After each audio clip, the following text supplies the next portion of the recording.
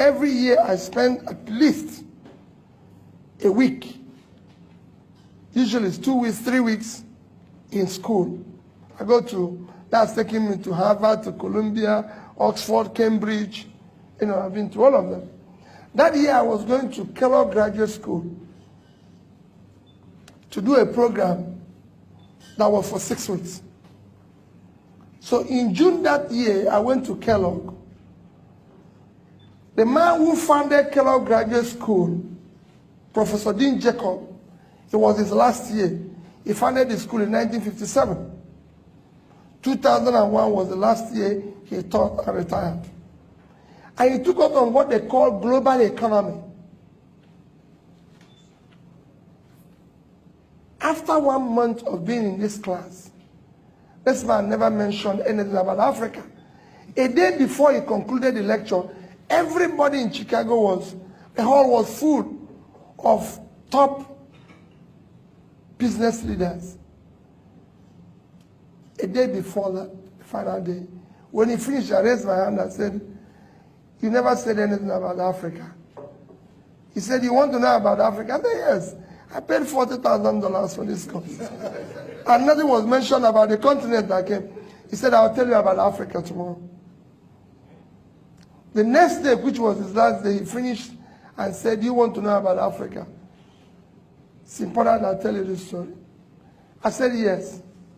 He said, "There's nothing called African economy." He said, "Nobody plans with Africa."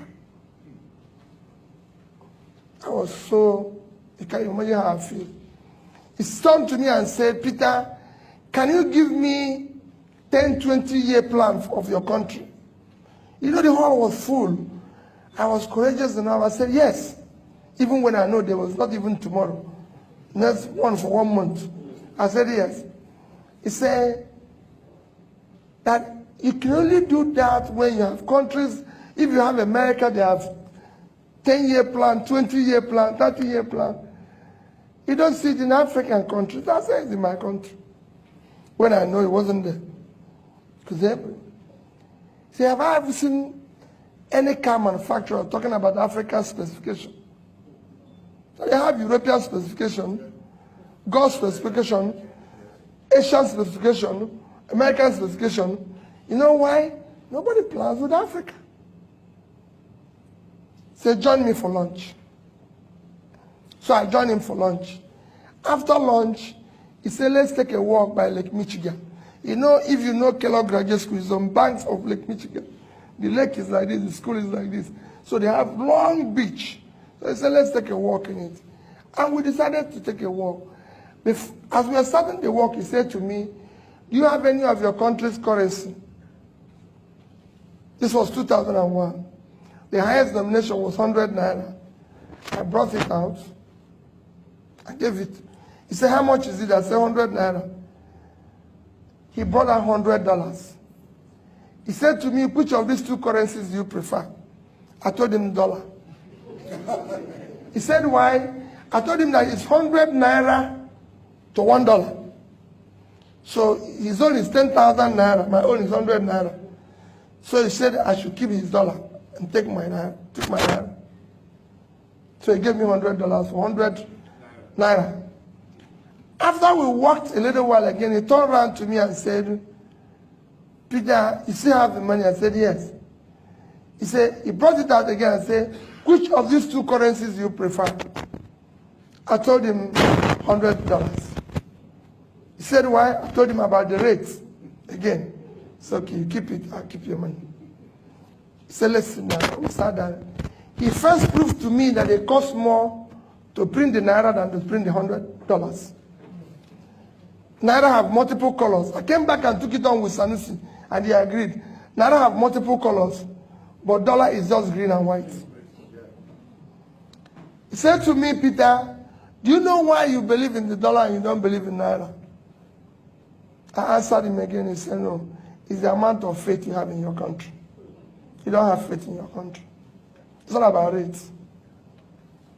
You don't have faith in your country. Economy is driven by faith. Nothing else." Anybody who tells, I've been teaching this for several years now. It's faith. It's hope. That is what those plans I'm talking to is all about. 10 years, 20 years. It's hope. Nobody's sure what is going to happen in 10 years. But countries do give their people hope. But there's a sense of hopelessness in your place.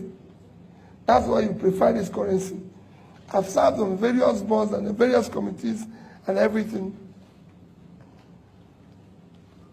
And he went on and on to tell me about his life. And he convinced me that Japanese people keep their money in yen, not the rates. Chinese in Chinese yuan.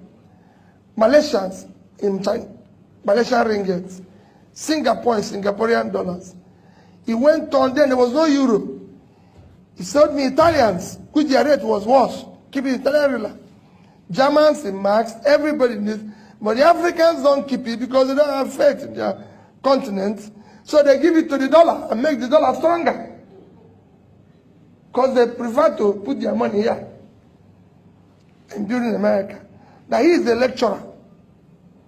He drives S-Class. The wife is the lecturer, he drives the Lexus. The daughter is the lecturer, drives the Lexus. The lecturers in your place don't drive such cars, they don't live such life. And they said to me, can I ask you for a favor? Just to tell you a story. I said, yes. He said, go back to your country and participate in building public wealth. Public wealth enriches everybody. Individual wealth impoverishes everybody. All of you want to make private money. It does not enrich everybody.